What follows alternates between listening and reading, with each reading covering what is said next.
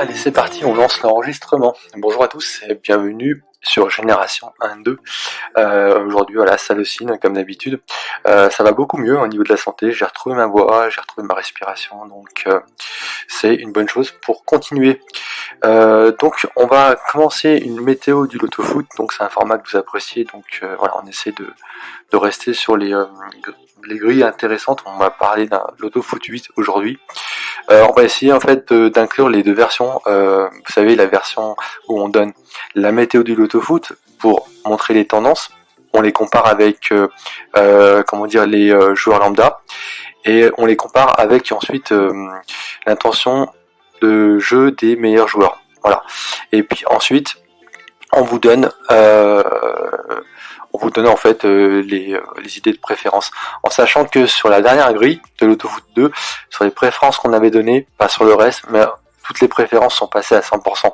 Autant les préférences logiques, surprises et moyennes, donc verte, rouge, orange, sont passées. Donc voilà, on essaie vraiment de vous apporter des informations. On n'a pas, encore une fois, la science infuse, on peut se tromper comme tout le monde, mais voilà, on essaie quand même d'étudier un petit peu les choses. On se met comme si c'est toujours plus sympa de le faire ensemble et de voir comment on peut résoudre ces combinaisons de l'autofoot sportif. Alors, on va attaquer d'abord par la version, vous savez, la première version où on fait une mini comparaison. Donc, je vais sur le site de Pronosoft. On va chercher, donc je l'ai fait juste avant, hein. Donc ça c'est la répartition lambda, donc on voit un petit peu ce que tout le monde joue. On va comparer sur donc bureau et elle se trouve là.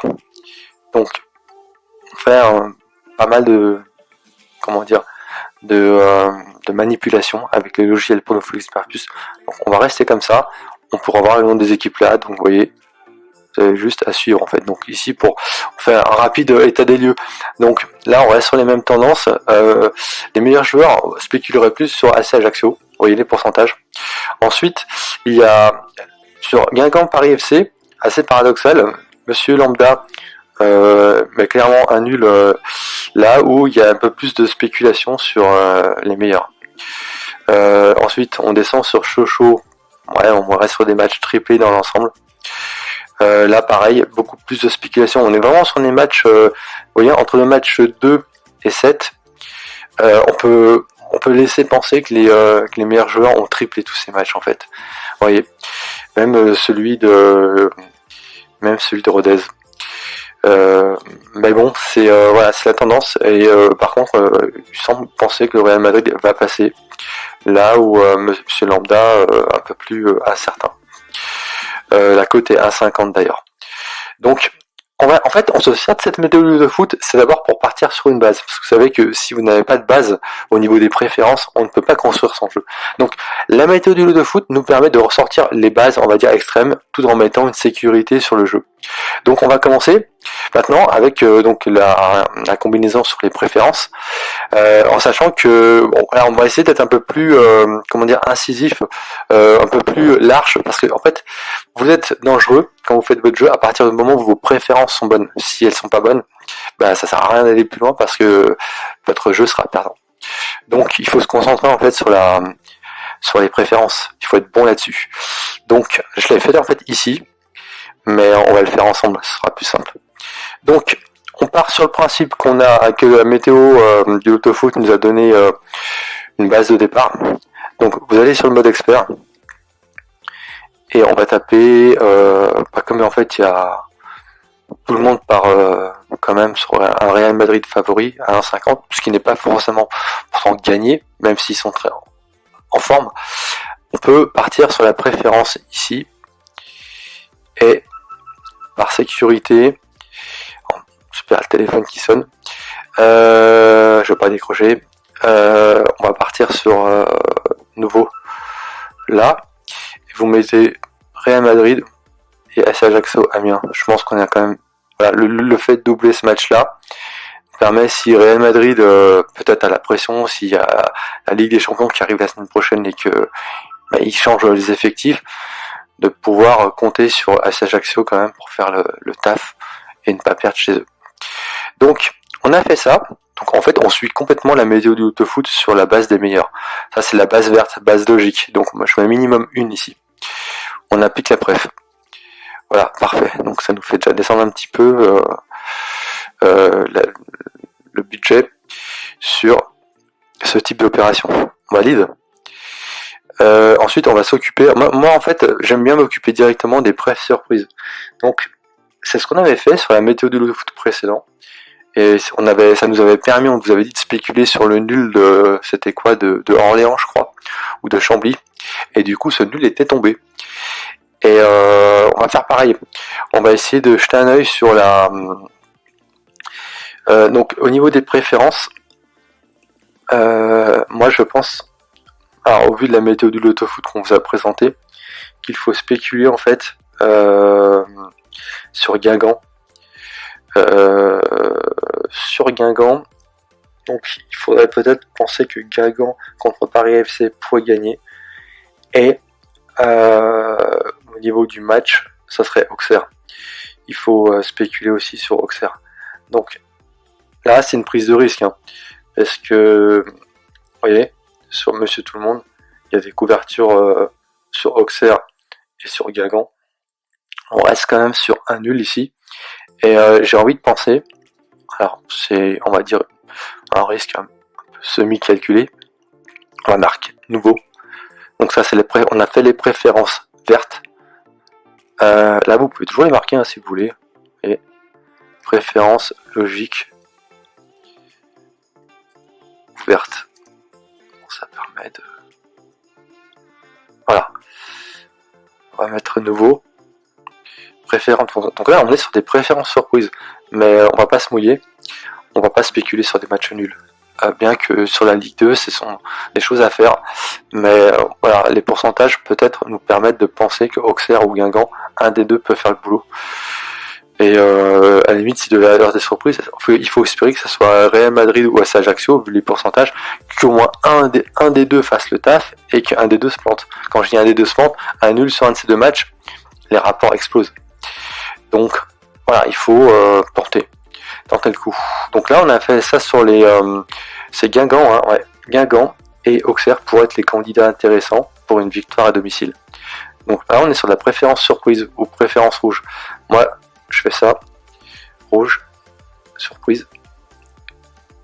Ah, préférence rouge, c'est bon. Hop. Je le marque là, et donc voilà. Après, on peut prendre un peu plus, si vous n'êtes pas sûr, vous pouvez sécuriser.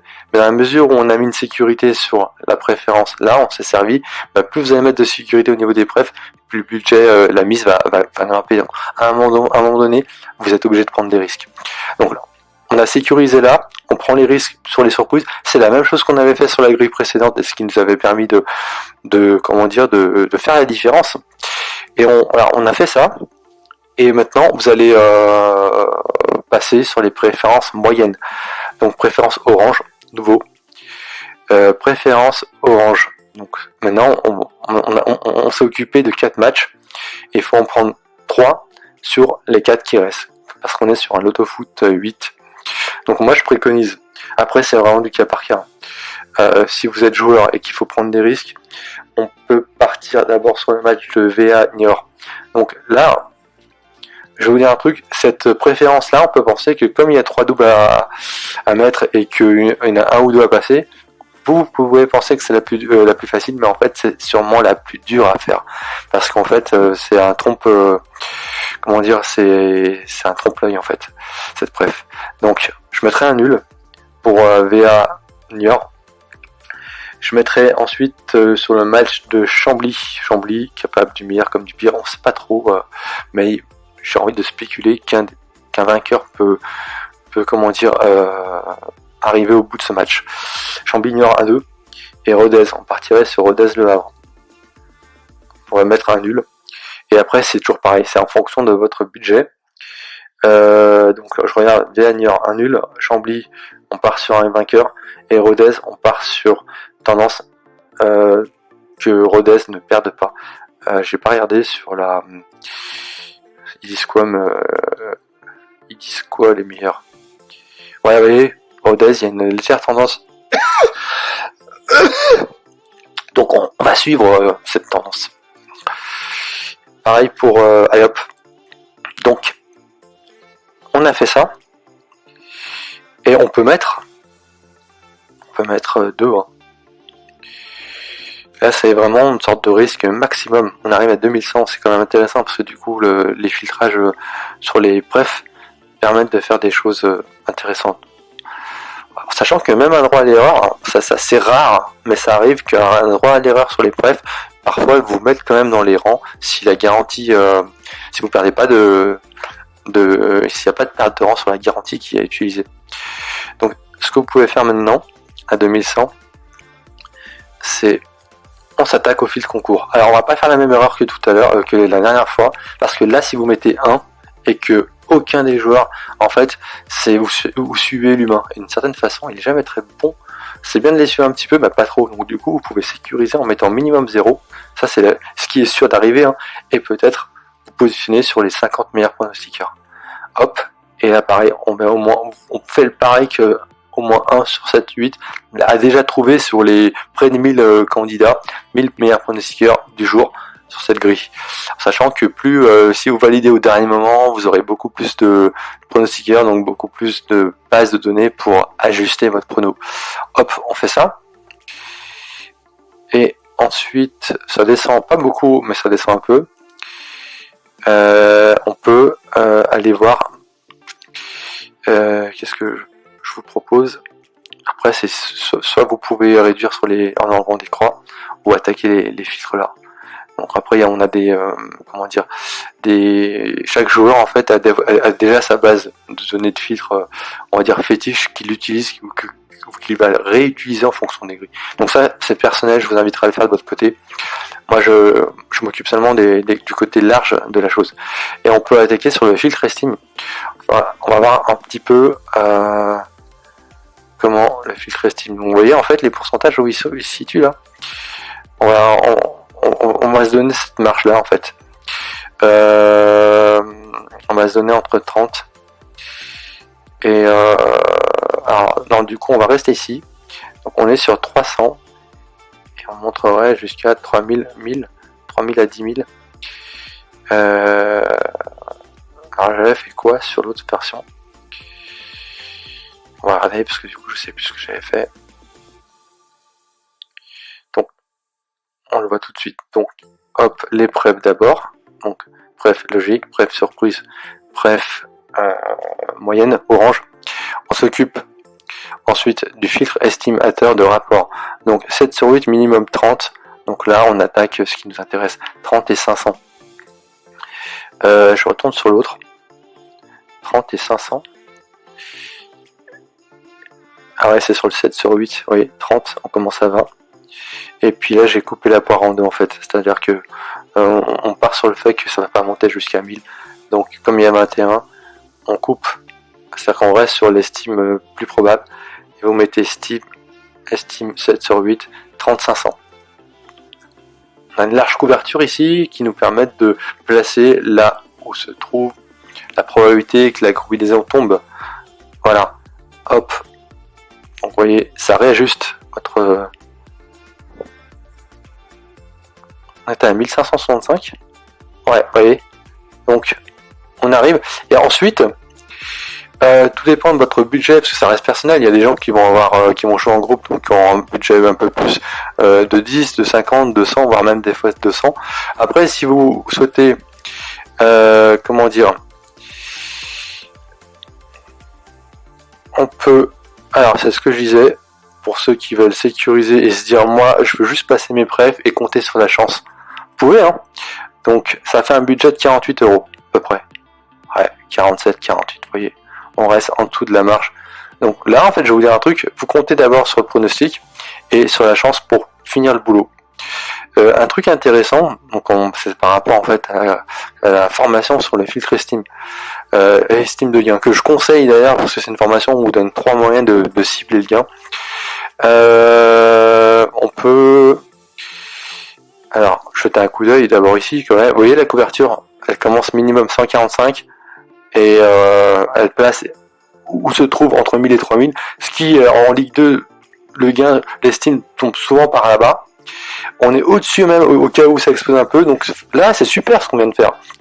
Et on part de 145, en moyenne 4576, donc on se positionne vraiment de la meilleure des façons, et puis on laisse la chance, si le pronostic est bon, de finir le boulot. C'est pas mal comme technique. Après, ce que vous pouvez faire, c'est, si vous voulez au moins finir dans les rangs, mais il faut investir plus. Là, vous voyez, on monte un petit peu, et ce qui va se passer, 192, quand on regarde la moyenne ici, et ben, alors non, c'était pas sur cette ici, mais là, en fait, regardez, en 191, je l'ai faite en garantie N1, et ça me donnait en fait une estime, vous voyez, alors peut-être que j'ai oublié un détail, non, j'ai tout bien. Nombre de gagnants minimum à 7, 1, à 8, 50, donc 30, 500, voilà, j'ai fait ce qu'il fallait. Et là, en fait, on est sur une moyenne de 198. Donc, en fait, ce qui se passe, c'est que ça peut nous rembourser notre mise au niveau du 6, si la moyenne est à peu près estimée là. Après, sur celui-là, on est à 192. Je vais le refaire pour voir ce que ça donne. Garantie N1, donc c'est une chance sur 10. Je vais voir après à quoi ça ressemble au niveau de la couverture générale, vous voyez. Et on reste sur quelle moyenne ici? On reste sur 400. Alors là, elle est beaucoup plus haute. Ouais, elle est beaucoup plus haute. 1 et 50. Donc après, c'est vous qui voyez. Donc là, voilà. Bon, par contre, ça fait... là, on va regarder le pourcentage. Vous voyez, 44%. C'est donc le pourcentage le plus haut. Ça veut dire que votre gain se situe à presque une chance sur 2, si vous jouez cette grille-là, de payer entre 100 et 300. Ce qui pourrait, en fait, je veux dire, rembourser peut-être, ou permettre d'arriver à ce... Bon, après, il faut les mettre, hein, les 200 euros. Mais on voit l'indication qui montre bien que si le pronostic et les preuves sont bonnes, et qu'on répond à toutes les conditions, la probabilité que notre gain sur le 7, si on ne touche pas le 8, elle rembourse presque la mise qui sera engendrée. Après, là, sur la moyenne, on en est sur 434. Donc, vous voyez, ça serait presque rentable si vous touchez le 7 et que ça se réalise. Et puis, si on tombe sur un 8 à 6005, on a rentabilisé l'opération. Voilà. Donc, moi, j'ai essayé de vous... on a essayé de réfléchir pour vous apporter, les bons filtrages. On a essayé aussi d'être beaucoup plus prudent parce que sur la dernière vidéo du niveau d'AutoFoot, on avait été un peu trop agressif sur les preuves, et c'est ce que je disais. L'inconvénient sur le filtre concours, c'est qu'en mettant 1 ici, vous filtrez, mais si aucun des pronostiqueurs a su, vous mettez en fait, vous vous mettez en fait en erreur directe à cause de ça. Donc c'est bien de suivre l'humain, mais c'est bien de prendre de larges couvertures pour pas, si les preuves passent, vous mettre en dehors du pronostic à cause de ça. Vous voyez ce que je veux dire? Donc là, je voulais vraiment faire un exemple où on a un max de couverture. Donc voilà, je vous laisse. Après, si vous pouvez filtrer de votre côté avec vos choix personnels, vous avez la base de cette grille, en espérant que on n'a pas la science infuse, mais on essaie de vous donner quand même, on essaie vraiment de faire au mieux pour vous apporter les meilleures idées. Et à titre d'info, il y aura bientôt l'Euro, on a repris un peu la forme et tout. Il est prévu qu'on sorte une formation avant peut-être la semaine prochaine ou courant du mois de mai, où on va faire un point sur les meilleures stratégies pour l'Euro, et on va parler un petit peu psychologie. Ce sera un nouveau format, une formation qui va durer 1 heure, où on vous montrera en fait comment les books en fait veulent vous influencer, et ce qu'il faut faire pour les contrer au niveau de vos mises. Alors ça va parler un petit peu paris sportif au niveau des PS, ce que vous devez faire. Et ça sera aussi sur les loto-foot, les nouvelles petites méthodes, et comment, il y a des petits trucs assez bien que les gens ne pensent pas, et en fait on va vous apprendre à comment optimiser chaque euro. Donc ça sera au moins, en gros ce sera peut-être les 4 meilleures techniques paris sportif et loto-foot pour faire la différence, et on a fait nos recherches, et voilà, on va expliquer à chaque fois, et on va vous montrer que ce sont les bonnes méthodes. Et en sachant qu'il y a plein de joueurs qui disent ça, c'est pas ça, faut pas du tout faire ça, et en fait ils savent pas, parce qu'ils ne le prouvent pas, et nous on va faire une sorte de conférence d'1 heure avec toujours des schémas, des dessins, des explications pour que ce soit clair et pour vous montrer que c'est comme ça que il faut s'y prendre. Voilà, je vous remercie d'avoir suivi cette vidéo de Lotofoot, un peu plus longue que d'habitude, mais c'était pour la bonne cause. Merci de nous suivre. Abonnez-vous si c'est pas encore fait, likez la vidéo, partagez-la, et puis je vous dis moi à bientôt pour une nouvelle météo du Lotofoot. C'était Salocine de Génération 1-2. Merci, ciao.